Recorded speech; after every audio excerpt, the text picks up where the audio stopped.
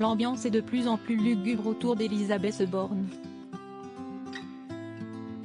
La première ministre doit continuer d'avance sur les dossiers du moment, alors que les rumeurs de remaniement du gouvernement sont de plus en plus pressantes, lui prédisant un avenir prochain loin de Matignon. Et ce contexte crée d'ores et déjà de nouveaux problèmes, des départs au plus haut niveau dans l'entourage de la première ministre.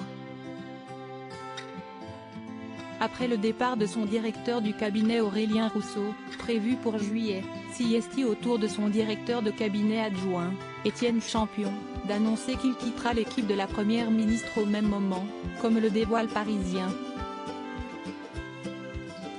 Ce n'est plus des démissions, mais un naufrage, moque même un conseiller ministériel interrogé par nos confrères. Un double coup dur pour Elisabeth Borne, qui avait proposé à Étienne Champion de remplacer Aurélien Rousseau. La première ministre peinerait à recruter, dans un contexte où tout le monde la voit déjà partie dans les semaines ou les mois qui viennent.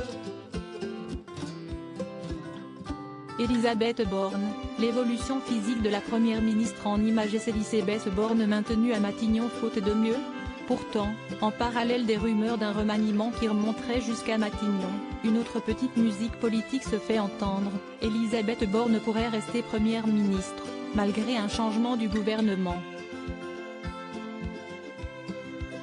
Un maintien en poste qui pourrait être décidé par Emmanuel Macron, faute de meilleure option. Le président de la République semble en effet peiner à trouver un meilleur profil. L'hypothèse Julien de Normandie ne séduit pas, et Emmanuel Macron semble rester sourd au conseil de Nicolas Sarkozy. Elisabeth fait le job. Elle est solide, sans orgueil déplacé. Si j'avais un pari à faire je dirais qu'elle reste, prédisait même récemment un membre du gouvernement interrogé par BFM TV. Ça ne sert à rien de changer une roue quand elle peut encore servir. Faute de mieux, l'idée est de la cramer jusqu'au bout.